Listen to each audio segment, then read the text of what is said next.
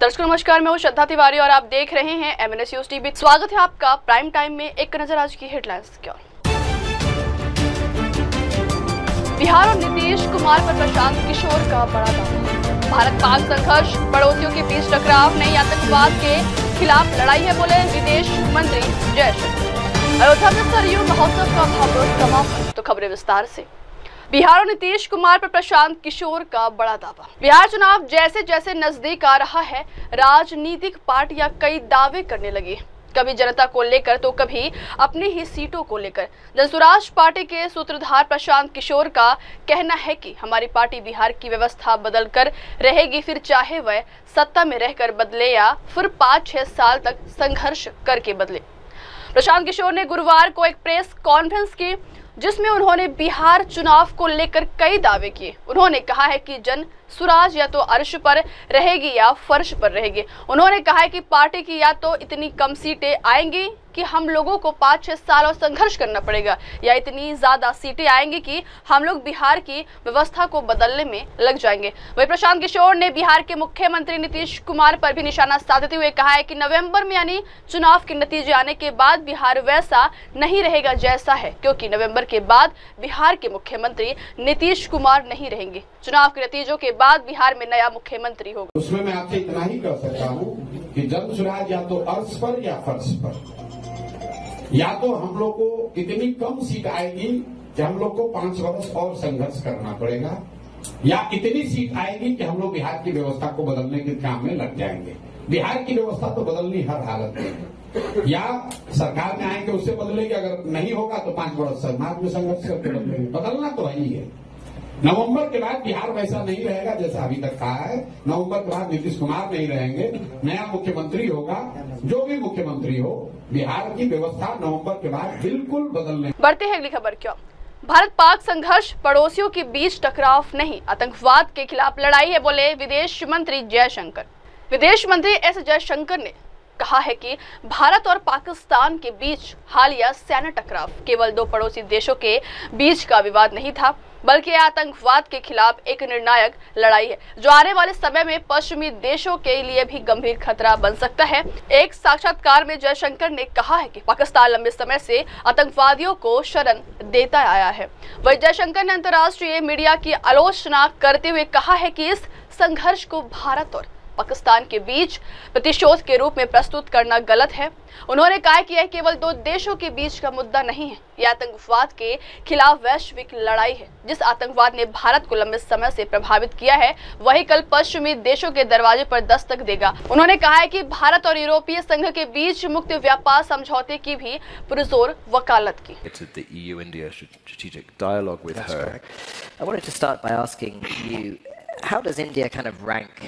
The relations with the EU on a global scale? What framework would you put around it? Well, I would give it pretty high priority, but I would also accept that in many ways we've been more focused on some individual European states, and it's really been maybe this decade that we've had a more comprehensive engagement with Europe, with Brussels, with, let us say, the Nordic countries, with the Mediterranean countries. So it's been this decade, the interest in Europe, the intensity of ties has grown. But right now, you catch us at a very important moment. We had the College of Commissioners, of course, very soon after they came into office, visit India collectively. We know that's a very unusual and very positive step.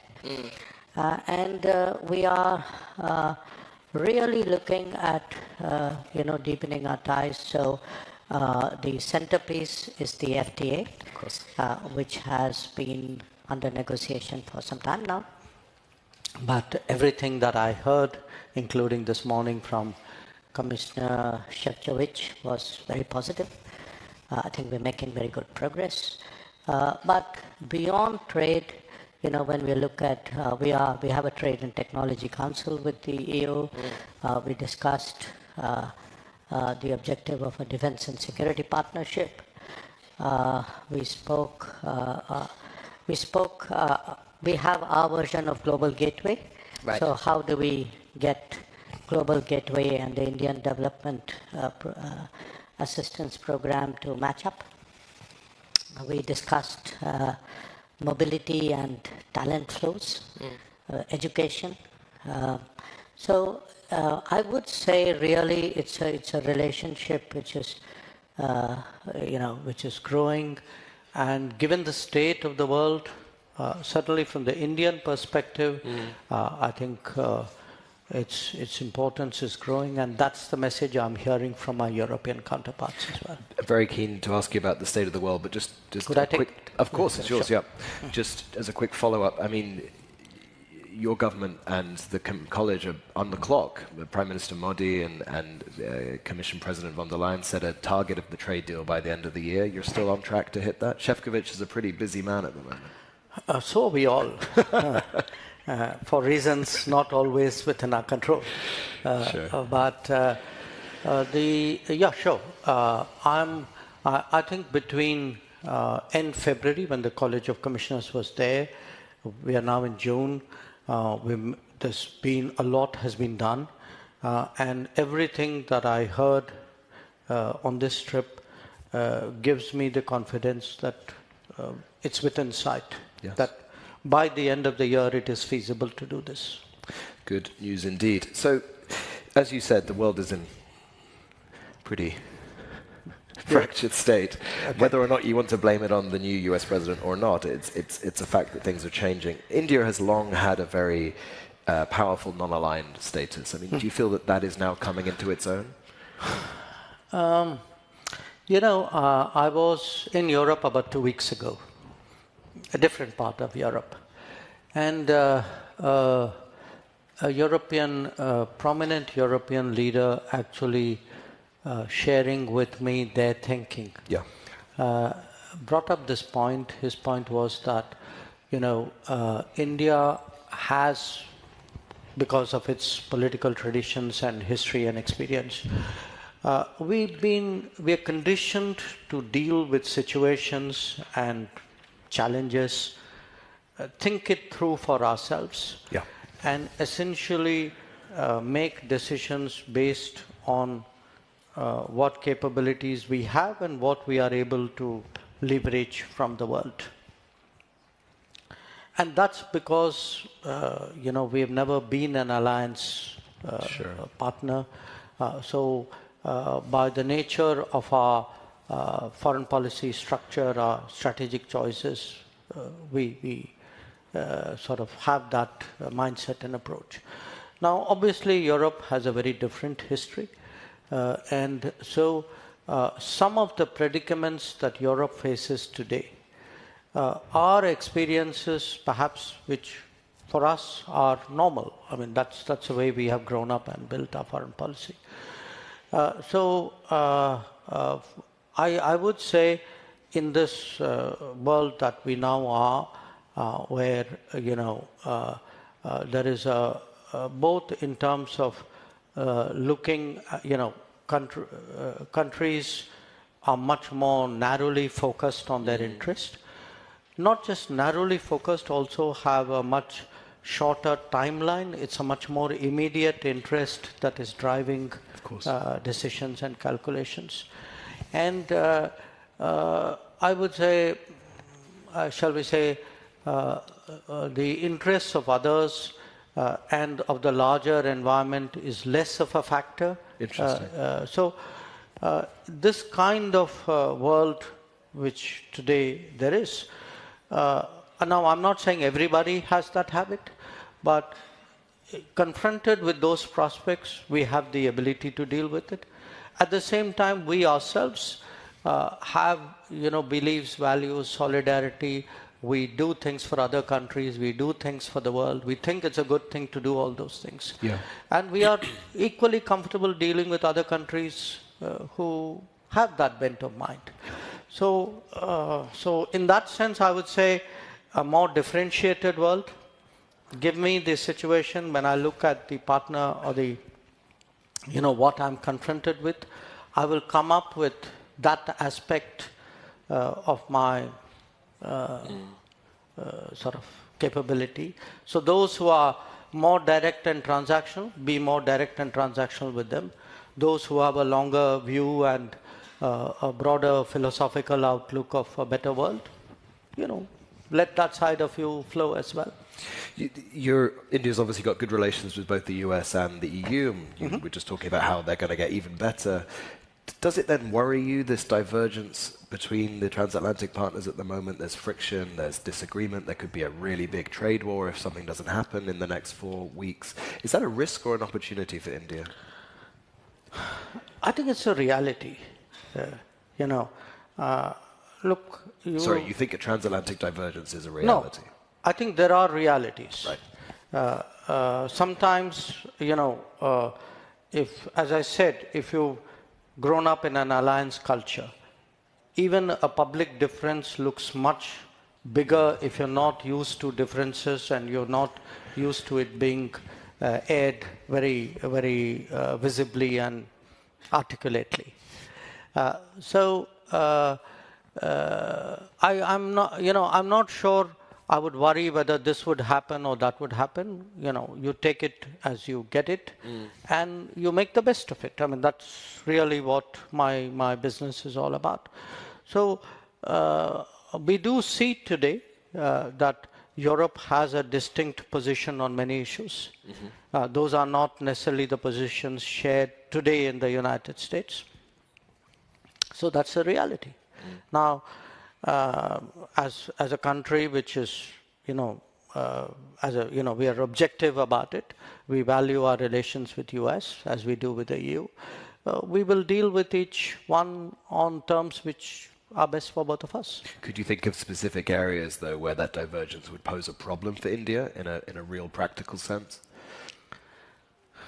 Not off the top of my head, because many of the arguments between Europe and US pertain to their own relationship. So if there is a debate about, let us say, defense budgets, Sure. Why would I wade into that? Sure. But you're saying if there is an area where it would then affect their foreign policy perhaps, or affect the way they see your part of the world, then that could be something where you'd have to respond. Sure. Trump has a much more, let's say, nuanced view of the war in Ukraine than his predecessor did. Okay, I'll take your word for it.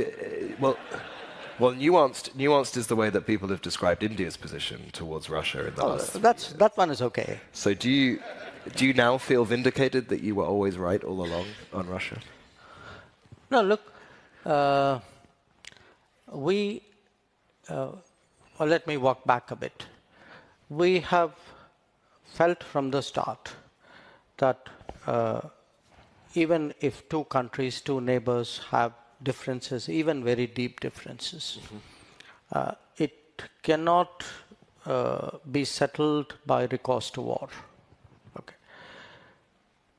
If war has started, you're not going to get, given the situation, you're not going to get a solution out of the battlefield. If you're not going to get a solution out of the battlefield, then the answer is to negotiate. And if you are going to negotiate, it makes sense to negotiate directly rather than through very convoluted signaling. Sure. So that's been our position. It wasn't necessarily widely accepted in 2022, but I think a lot of people have come around to that point of view right now. To the extent the United States today, under President Trump, also is an advocate of the fact that there has to be a negotiated solution. I think there is a sort of a common ground there. But beyond that, I think they would have their view.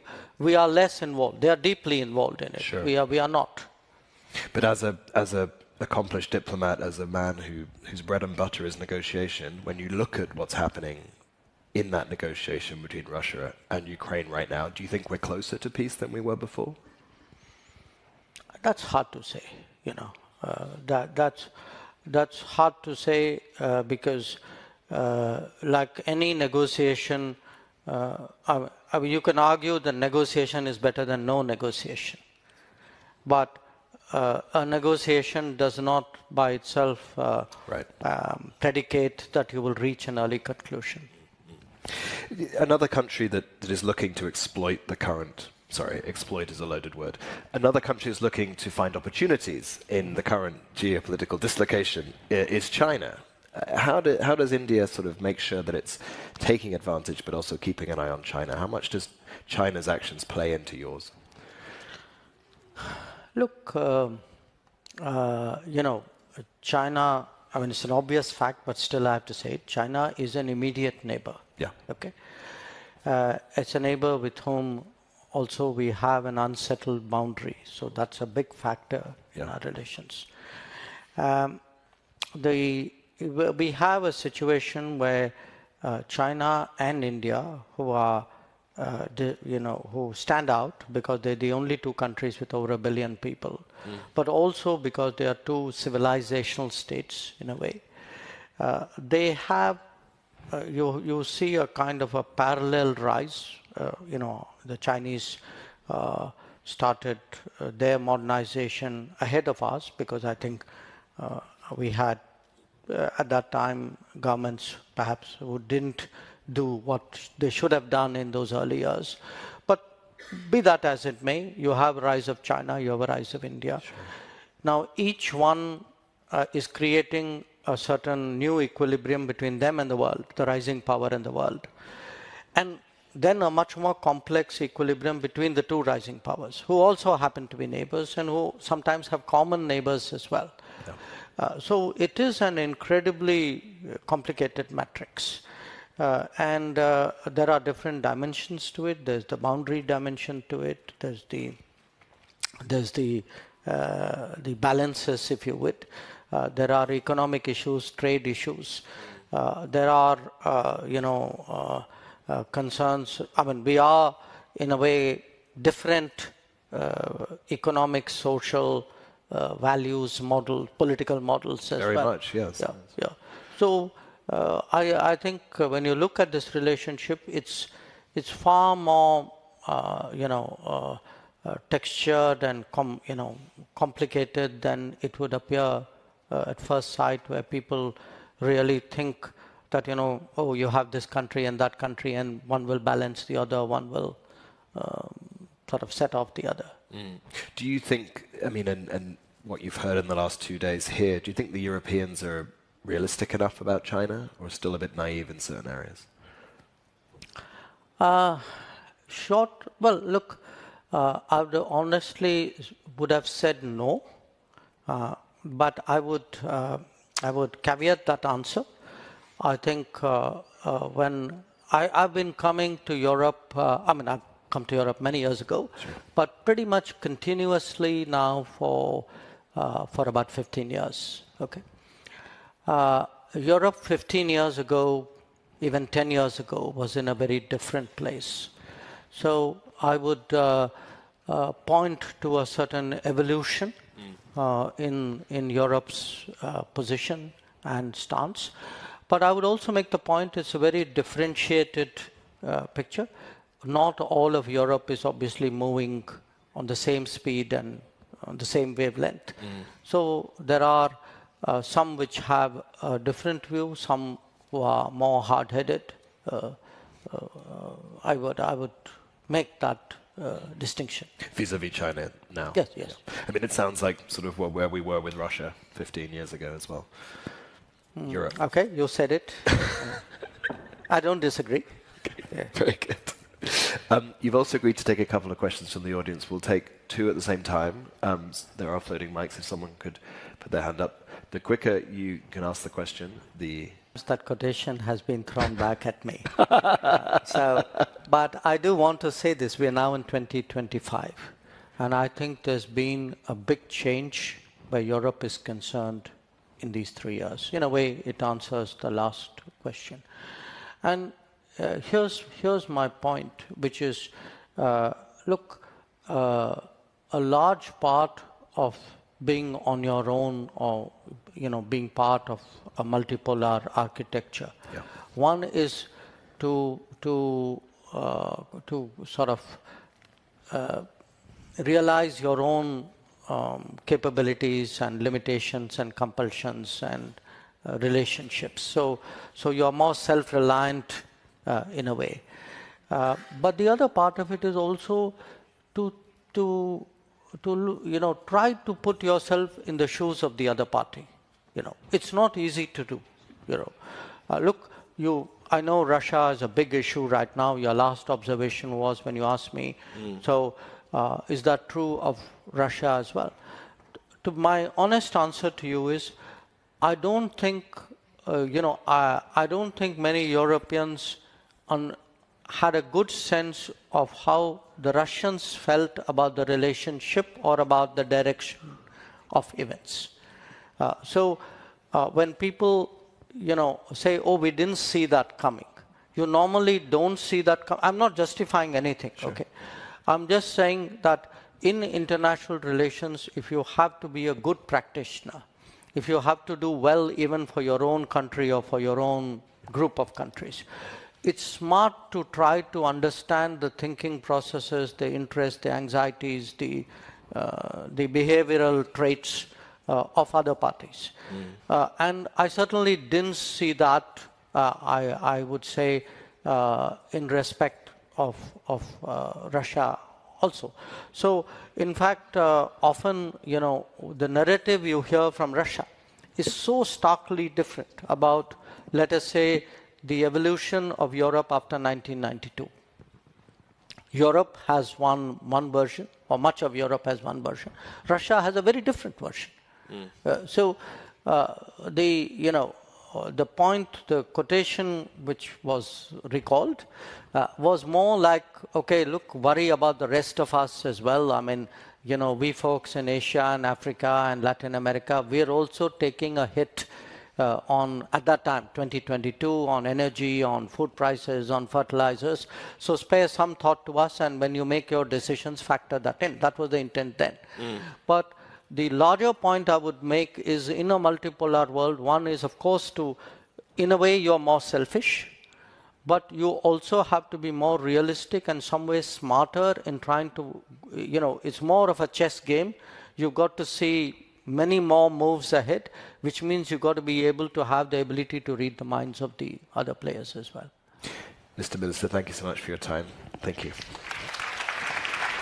Thank you. That was really good. Thank you. बढ़ते हैं अगली खबर की ओर। अयोध्या में सरयू महोत्सव का भव्य समापन, हजारों श्रद्धालुओं ने लिया हिस्सा। यूपी की सबसे बड़ी खबर सामने आ रही है। पावन नगरी अयोध्या में आयोजित सरयू महोत्सव का आज भव्य समापन हुआ है। यह विशेष कार्यक्रम 5 जून से प्रारंभ हुआ था और आज इसका समापन संतों और श्रद्धालुओं की उपस्थिति में संपन्न हुआ। श्री राम जन्मभूमि तीर्थ क्षेत्र ट्रस्ट के ट्रस्टी डॉक्टर अनिल मिश्रा ने जानकारी देते हुए बताया कि सरयू महोत्सव कार्यक्रम आज समाप्त हो रहा है। इसकी शुरुआत 5 तारीख को हुई थी, जिसमें हजारों श्रद्धालुओं ने भाग लिया था। आज पूरे अयोध्या से सभी संत महंत इस कार्यक्रम में शामिल हुए। कार्यक्रम के दौरान धार्मिक अनुष्ठान, कीर्तन, सांस्कृतिक और सरयू आरती जैसे आयोजन श्रद्धालुओं के आकर्षण का केंद्र रहे। यह महोत्सव न केवल आध्यात्मिक ऊर्जा का केंद्र बना, बल्कि अयोध्या की सांस्कृतिक विरासत को भी सजीव रूप से प्रस्तुत किया। 13वां सरयू जन्म महोत्सव कार्यक्रम आज संपन्न हो रहा है। 5 तारीख से प्रारंभ हुआ। हजारों की संख्या में श्रद्धालुओं ने इसमें भाग लिया है।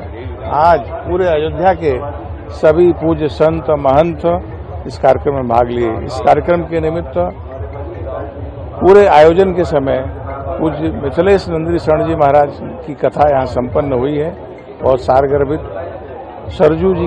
बढ़ते हैं अगली खबर की ओर। ओडिशा सरकार के 1 साल पूरे विकास मेला के जरिए उपलब्धियों की प्रस्तुति।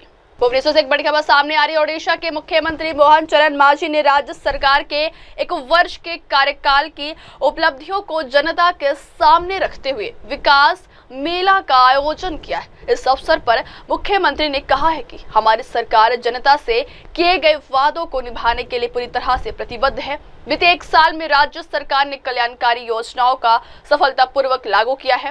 मुख्यमंत्री मांझी ने यह भी बताया कि लखपति दीदी पहल के तहत ओडिशा पूरे देश में शीर्ष प्रदर्शन करने वाला राज्य बन गया है। उन्होंने कहा है कि महिलाओं को आत्मनिर्भर और सशक्त बनाने के लिए सरकार ने कई प्रभावशाली कदम उठाए। विकास मेला के माध्यम से राज्य सरकार अपनी नीतियों, योजनाओं और भविष्य की रणनीतियों को जनता के सामने पारदर्शिता के साथ प्रस्तुत कर रही है। ओडिशा में नया सरकार आने के बाद जो हमको दायित्व मिला था सरकार को एक गुड गवर्नेंस के नाते लाने के लिए और विकास करने के लिए, इसी आधार पर 1 साल पूरा होने जा रहा है। इसी आधार पर हमारा जो विकास मेला नाम पर एक मेला हमने आज शुरू की है, वो 20 तारीख तक चलेगा। राज्य स्तर पर बाद में वो हर जिले में भी होगा। और 1 साल का हमने जो हमारा घोषणा पत्र में और मैनिफेस्टो में जो रखे थे, लोगों का जो आशा आकांक्षा था, जो प्रतिश्रुति हमने दिए थे, उसको पूरा करने के लिए हमने जो हमारा 21 बड़ा कार्यक्रम था, उसमें से आधा से ज्यादा कार्यक्रम को हमने इम्प्लीमेंटेशन किया है। और उसके ऊपर भी हमने बहुत सारी सफलता और उपलब्धि हमको मिला है। जैसे लखपति दीदी में हमने आज भारतवर्ष में प्रथम स्थान हमको मिला है। टारगेट से 95% अचीवमेंट करना और वुमेन एम्पावरमेंट करना एक बहुत बड़ा कदम हमने 1 साल का अंदर उसको हम निभाए। 1 करोड़ से ज्यादा महिलाओं को सुभद्रा योजना के अंतर्गत उनको आर्थिक सहायता देने के साथ साथ लखपति दीदी बनाने में बहुत बड़ा सफलता मिले। इसी आधार पर हमने, जैसे मोदी जी बोल रहे थे कि समाज का 4 वर्गों और 4 जाति के लिए उनका विकास करना, उन्नति करना, इसे से गरीब, महिला, कृषक और युवक, उसी आधार पर हमने फोकस कर रहे हैं। इसमें से जैसे महिलाओं का जैसे हमने अभी बात रखे हैं, इसी आधार पर कृषक को, किसान को कैसे उनका आय में द्विगुणित करना, बहुगुणित करना, उनका जो नेचुरल विपर्यय में जैसे उनका लॉस हो रहा था उसको प्रॉफिट कराना। इसी आधार पर पैडी प्रोक्योरमेंट में हर क्विंटल में हमने जैसे 800 रुपया इनपुट असिस्टेंट एमएसपी के ऊपर हम जोड़ना है, अर्थात 1 क्विंटल में 3100 रुपया में धान को खरीदना। वो काम करते करते पीएम किसान में 6000, सीएम किसान में 4000, वो किसानों को इन आर्थिक सहायता के नाते, और जो अनसीजनेबल जो रेन होता है, इसमें भी जो किसानों का बहुत ज्यादा खेती होता है, उसके आधार पर जो रिलीफ कोड था उसमें शामिल किया नहीं जा रहा था पहले सरकार समय में, लेकिन हमने उसको भी जोड़ दिया, छोड़ा नहीं। और कृषक समृद्धि योजना के नाते हर किसानों का कैसे उनका इंफ्रास्ट्रक्चर और उनका कार्यक्रम में अच्छा डेवलप हो, कोल्ड स्टोर में प्रस्तुत हो जाओ, मंडी को आदर्श मंडी रूप में करना, कटनी छटनी बंद करना, और जो अर्थनैतिक फसल जैसे उनको उसी आधार पर उनको कन्वर्ट करना, जैसे डाली जाती हो, तैल जाती है, उसको हम जोड़ना है। वेजिटेबल्स में अच्छा प्रोडक्शन कैसे हो जाएगा, और आलू प्याज जिसका बहुत जरूरत है उसके ऊपर भी फोकस हम आज कर रहे हैं। और इसी आधार से हमने भी युवक को जुड़ने के लिए एक सरकारी जो वैकेंसी है उसको पूर्ण करना, हमारा प्रतिश्रुति मुताबिक हमने 28,000 इस साल में हमने नया युवक युवती को उनका एजुकेशनल क्वालिफिकेशन पर अच्छा नियुक्ति मिला करते हुए हम उसको अपॉइंटमेंट भी दे चुके हैं। इसी आधार पर जैसे हमने नॉन गवर्नमेंट सेक्टर में भी जैसा उत्कर्ष ओडिशा, मेक इन ओडिशा का जैसे इंडस्ट्री वहां लाने के लिए जो कदम हमने उठाए, उसमें से भी हमने इस 4 महीने का अंदर जो 17 लाख करोड़ का प्रस्ताव आया था कॉन्क्लेव में, और इसी आधार पर 13 लाख का एमओयू साइन हुआ था, और 12,90,000 लोगों को, यूथ को जॉब देना, रोजगार कराना, वो भूमिका हमने आज निभा रहे हैं। इसी आधार पर लास्ट 4 महीने में हमने जैसे ग्राउंड ब्रेकिंग किए, 1,78,000 इन्वेस्टमेंट हमारा हो चुका है और 1,10,000 लोगों को इसमें जॉब और रोजगार देना वो काम आज शुरू हो गया। पिछले 4 महीने में खोर्धा में, कलिंगनगर में, ढेंकानाल में और गंजाम जिला का छतरपुर में हमने जैसे ग्राउंड ब्रेकिंग किए और इन्वेस्टरों को साथ में लेते हुए जो काम आप शुरू किए, निश्चित रूप से वो विकास मेला का एक बहुत बड़ा चित्र हम सामने रखे हैं। इसी आधार पर हमने 20 तारीख तक विकास मेला और प्रचार प्रसार में रहेगा और सारी लोगों को हमने समझाएंगे और निश्चित रूप से अगले दिन में जैसे हमने समृद्ध उड़ीसा बनाने में और विकसित करने में अर्थनैतिक दृष्टिकोण से हम कैसे आगे बढ़े और देश का सबके जो 5 राज्यों में अर्थनैतिक दृष्टि से जो बहुत बड़ा है उसी में से उड़ीसा आएगा और लास्ट 5 बड़ा शक्तिशाली इकोनॉमिक दृष्टिकोण से आगे आते हुए उड़ीसा एक स्वतंत्रता पाएगा। इसी आधार पर हमने आज शुरू किए और विकास मेला के नाते हम आज इसी अवसर पर, इसी पूर्ति अवसर पर हमने जो आज कदम उठा रहे हैं, निश्चित रूप से अगले दिन में उड़ीसा एक आर्थिक दृष्टिकोण से स्वतंत्रता उड़ीसा पाएगा और उड़ीसा समृद्ध उड़ीसा बनेगा। बढ़ते हैं अगली खबर की ओर। छत्तीसगढ़ राज्य सहकारी बैंक अध्यक्ष शपथ समारोह। छत्तीसगढ़ के मुख्यमंत्री विष्णुदेव साय ने कहा है कि आज छत्तीसगढ़ राज्य सहकारी बैंक के नवनियुक्त अध्यक्ष केदार नाथ गुप्ता का शपथ ग्रहण समारोह था। वही समारोह में सम्मिलित होने का अवसर प्राप्त हुआ है। यह आयोजन सहकारी क्षेत्र के लिए एक महत्वपूर्ण क्षण है। इस अवसर पर सहकारी क्षेत्र से जुड़े अनेक प्रतिनिधि, पदाधिकारी एवं कार्यकर्ता उपस्थित रहे, जिन्होंने इस आयोजन को सफल और प्रेरणादायक बनाया। हमारा मानना है कि सहकारी बैंकिंग व्यवस्था गांव, गरीब और किसान के सशक्तिकरण का एक सशक्त माध्यम है। श्री केदारनाथ गुप्ता जी के अनुभव और नेतृत्व से छत्तीसगढ़ की सहकारी व्यवस्था और अधिक सशक्त होगी। मैं उन्हें शुभकामनाएं देता हूं और आशा करता हूं कि उनके नेतृत्व में सहकारी बैंकिंग क्षेत्र ने ऊंचाइयों को प्राप्त कर। छत्तीसगढ़ राज्य सहकारी बैंक के नवनियुक्त प्राधिकृत। बढ़ते हैं अगली खबर की ओर। इंदौर को किया कलंकित, पूतना से की तुलना। जाने सोनम को लेकर क्या बोले कैलाश विजयवर्गीय। एमपी के कैबिनेट मंत्री कैलाश विजयवर्गीय ने इंदौर के चर्चित राजा रघुवंशी हत्याकांड मामले पर टिप्पणी की है। उन्होंने राजा रघुवंशी हत्याकांड की आरोपी सोनम को लेकर कहा है कि उसने इंदौर को कलंकित कर दिया है। उन्होंने सोनम की तुलना पूतना राक्षसी से की है और बच्चों में शिक्षा के साथ साथ संस्कार देने पर भी जोर दिया है। अपने संबोधन के दौरान कैलाश विजयवर्गीय ने हाल ही में इंदौर में घटित एक घटना का अप्रत्यक्ष रूप से जिक्र किया, जिसमें एक लड़की सोनम का नाम लेते हुए उन्होंने कहा है कि ऐसी घटनाओं से पूरे शहर की छवि खराब होती है। उन्होंने कहा है कि मैं जब भोपाल और ग्वालियर गया तो लोग इंदौर की घटना के बारे में पूछ रहे थे, लेकिन मैंने उन्हें मना कर दिया कि इस घटना का जिक्र न करें। ऐसी घटनाएं माता पिता को शर्मसार कर। बच्चों को पढ़ाना लिखाना ये बहुत अच्छी बात है, पर संस्कार भी देना। बिना संस्कार के बच्चे सोनम बन जाते हैं। हमारे इंदौर को कलंकित कर दिया उस बेटी ने। हम कहीं भी जाते हैं, मैं कल भोपाल था, ग्वालियर था, लोग पूछने लग गए इंदौर की घटना। मैंने क्या मेरे को नहीं मालूम है। अरे आप इंदौर के जनप्रतिनिधि, मैंने क्या मेरे को बात नहीं करनी। बात करने में शर्म आती। यदि बच्चों में संस्कार हो तो कभी ऐसा काम नहीं। और इसलिए माताओं बहनों, एक रोटी कम खाना, पर बच्चों को संस्कार जरूर देना। शिक्षा दे दी और संस्कार नहीं दिए तो वो पशु बन जाता है, पाशविक जिंदगी जीता। कल मैं एक किताब पढ़ रहा था और मुझे कनकेश्वरी देवी जी ने एक प्रवचन में भी कहा था कि कोई महिला हो और उस महिला में शर्म नहीं हो,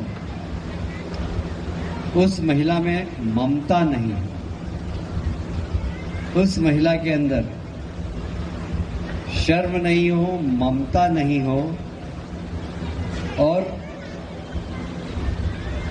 प्यार नहीं हो, ऐसी महिला अगर हो और शरीर महिला का है तो महिला नहीं रहती, वो पूतना रहती, पूतना, जिसने भगवान कृष्ण को मारने की कोशिश की। क्योंकि उसमें कोई माँ किसी बच्चे को मार सकती है क्या? पूतना दूध में जहर लेकर गई थी, इसलिए कि उनमें ममता नहीं थी, करुणा नहीं थी, प्यार नहीं था। और इसलिए ऐसे बच्चे जिनमें ममता नहीं हो, करुणा नहीं हो, प्यार नहीं हो, वो दैत्य बन जाते।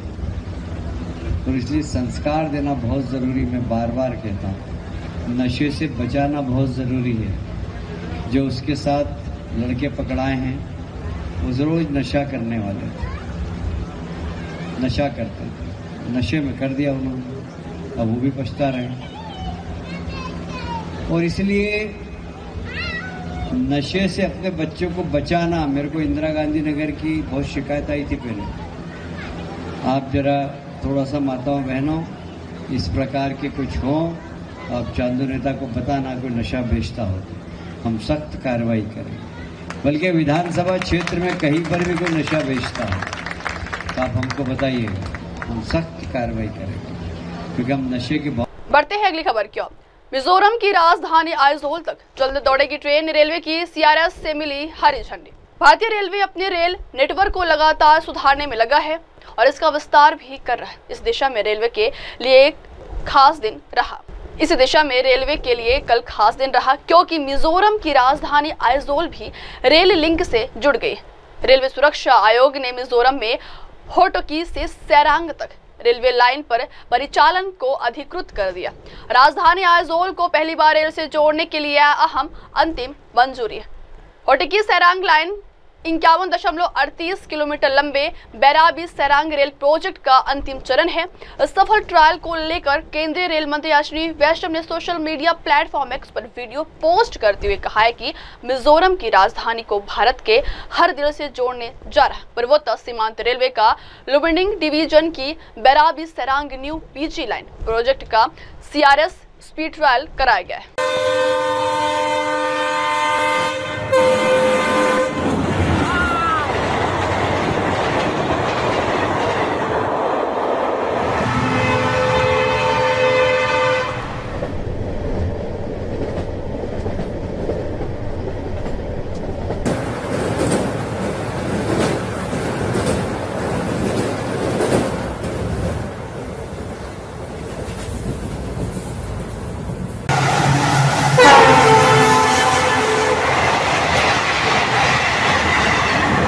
बढ़ते हैं अगली खबर क्यों।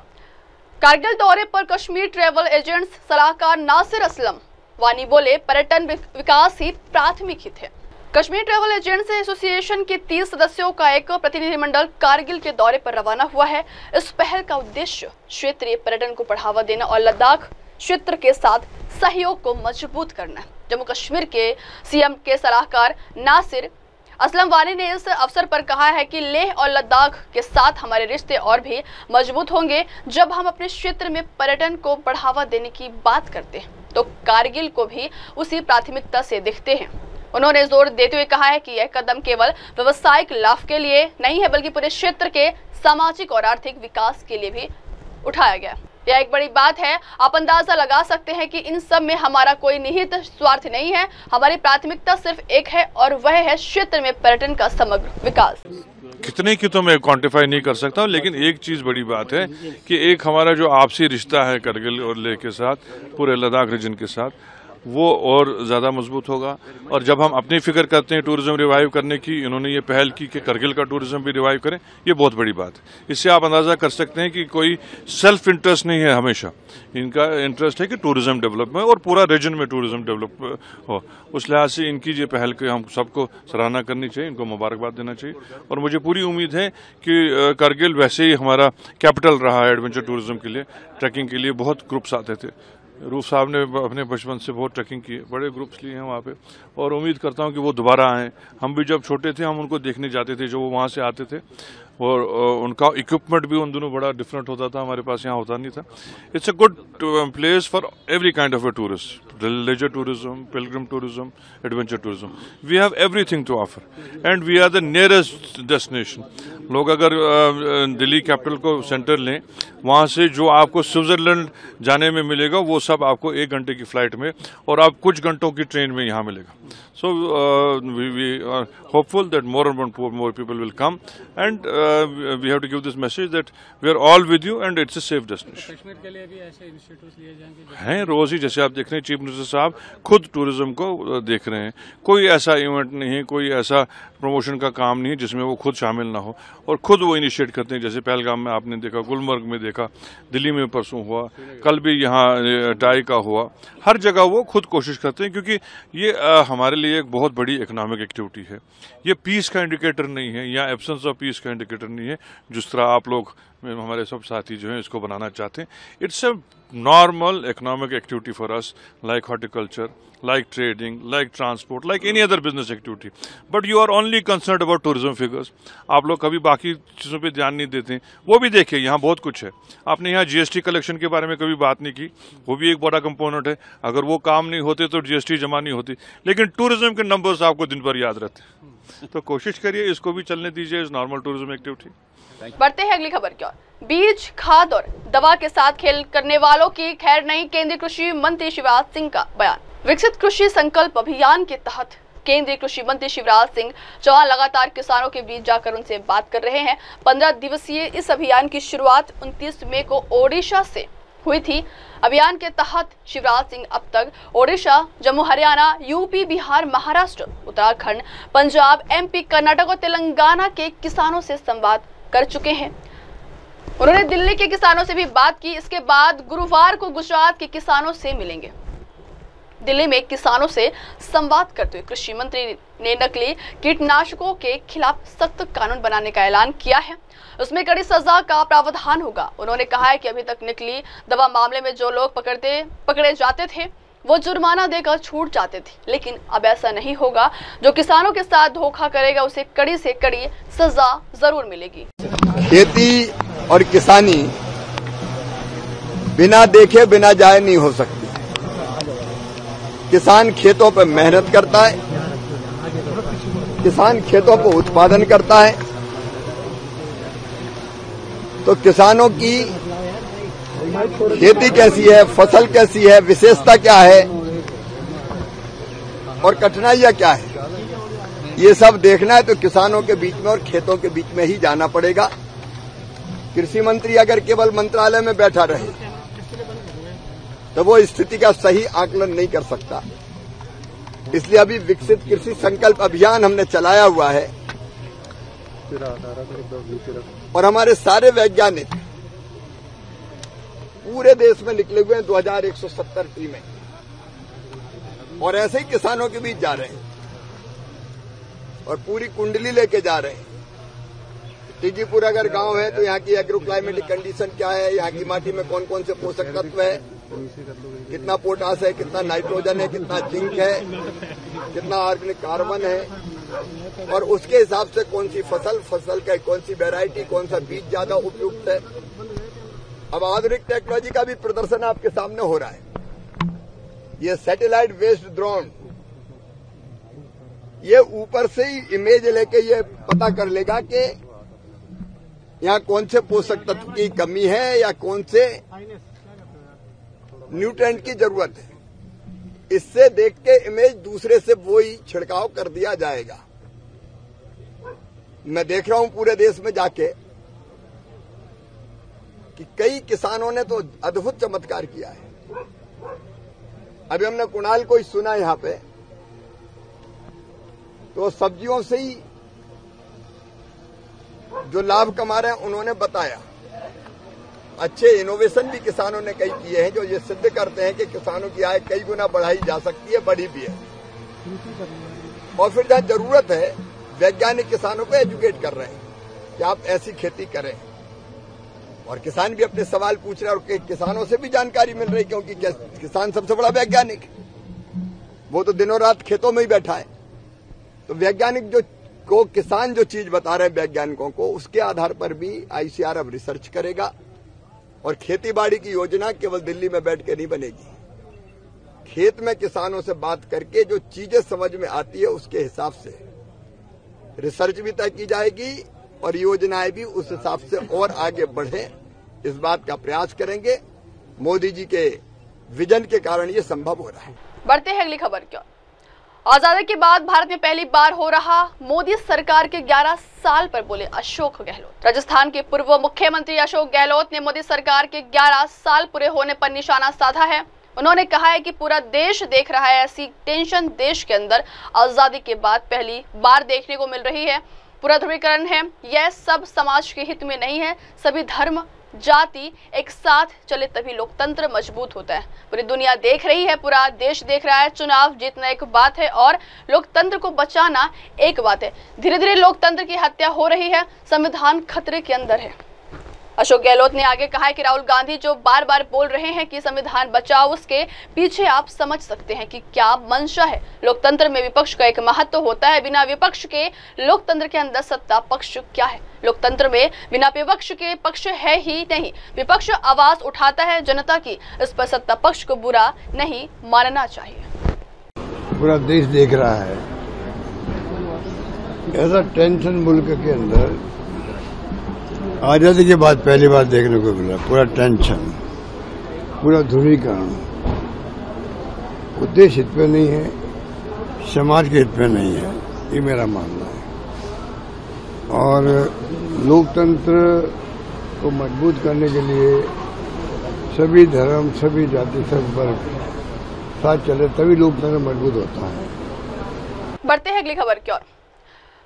कर्नाटक में भारी बारिश से बाढ़ जैसे हालात, धारवाड़ के स्कूलों में छुट्टी घोषित। भारतीय मौसम विभाग ने कर्नाटक के लिए बारिश का रेड अलर्ट जारी किया है। कर्नाटक के धारवाड़ जिले की डिप्टी कमिश्नर दिव्या प्रभु ने गुरुवार को सभी आंगनवाड़ी, प्राथमिक और उच्च स्कूलों, पीयू और डिग्री कॉलेजों के लिए एक दिन की छुट्टी घोषित की है। एमडी ने कर्नाटक के लिए 7 दिनों की चेतावनी जारी की है, जिसमें 17 जून तक लगभग सभी जिलों में व्यापक बारिश की संभावना जताई गई है। धारवाड़ की हुबली इलाके में गुरुवार की सुबह मूसलाधार बारिश हुई, जिससे जिले के कई हिस्से खासकर हनाशी गांव में भारी जलभराव हो गया। मौसम विभाग के अनुसार 17 जून तक तटीय और उत्तरी आंतरिक कर्नाटक में व्यापक वर्षा होगी।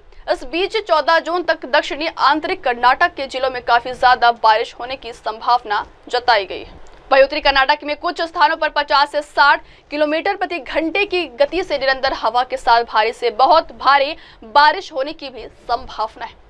बढ़ते हैं अगली खबर की ओर। पटना में स्कॉर्पियो ने 3 पुलिसकर्मियों को मारी टक्कर, महिला सिपाही की मौत, कार पर लगा था बीजेपी का झंडा। बिहार की राजधानी पटना से एक दिल दहला देने वाली घटना सामने आई है। यहाँ एक तेज रफ्तार स्कॉर्पियो ने 3 पुलिसकर्मियों को कुचल दिया। हादसे में एक महिला सिपाही की मौके पर ही मौत हो गई है, वहीं एक दरोगा और एएसआई की हालत गंभीर है। घटना एसकेपुरी थाना क्षेत्र स्थित अटल पथ पर हुई है। टक्कर इतनी जबरदस्त थी कि घटनास्थल पर अफरा तफरी मच गई है और लोग दहशत में इधर उधर भागने लगे। जानकारी के मुताबिक घटना उस समय हुई जब बुधवार रात पटना के एसकेपुरी थाने की पुलिस अटल पथ पर वाहन चेकिंग अभियान चला रही थी। इसी दौरान एक स्कॉर्पियो चालक ने चेकिंग कर रहे पुलिस कर्मियों पर तेज रफ्तार गाड़ी चढ़ा दी। हादसे के बाद आरोपी चालक मौके से फरार हो गया है। पटना एएसपी अवकाश कुमार ने बताया कि आरोपी की गिरफ्तारी के लिए छापेमारी शुरू कर दी गई है।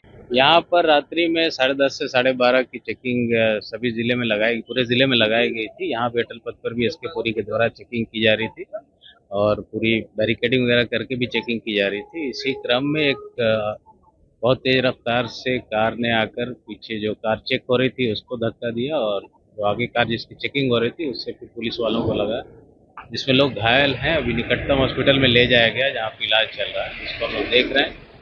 जिस गाड़ी ने धक्का मारी थी उसके 2 लोग हिरासत में लिए गए हैं, ड्राइवर फरार हो गया है। आगे की हम लोग कार्रवाई कर रहे हैं। कितने पुलिसकर्मी घायल? 3 पुलिसकर्मी घायल, गंभीर चोट अभी जाके हम लोग देख रहे हैं।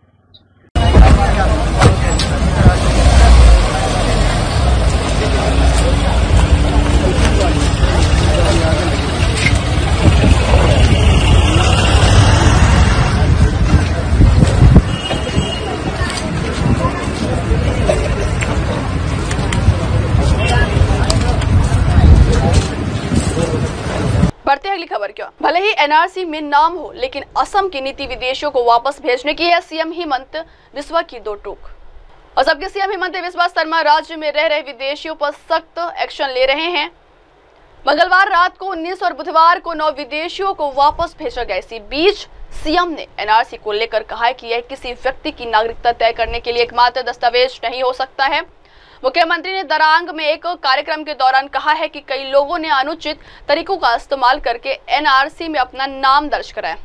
इसीलिए हमने यह नीति अपनाई है कि अगर प्राधिकारी पूरी तरह से आश्वस्त है कि संबंधित व्यक्ति विदेशी है तो उसे वापस भेज देना जाएगा। वहीं उन्होंने कहा है कि पूरे असम में पिछले महीने से कई लोगों की नागरिकता पर संदेह होने की वजह से उन्हें पकड़ा गया और उनमें से कई लोगों को वापस बांग्लादेश भेज दिया गया है। इनमें से कुछ लोग पड़ोसी देश की ओर से उन्हें अपना नागरिक मानने से इनकार करने के बाद वापस लौटा। अब वक्त हो चला दर्शकों ब्रेक का। ब्रेक के बाद की खबरें मेरे सहयोगी शिवा के साथ। अब तक के लिए देखते रहिए देश और दुनिया की तमाम बड़ी खबरें। धन्यवाद। हाय हेलो नमस्कार, मैं हूं पंकज विष्णु और आप देख रहे हैं MNS न्यूज। आप देख रहे हैं MNS न्यूज, सच जरूरी।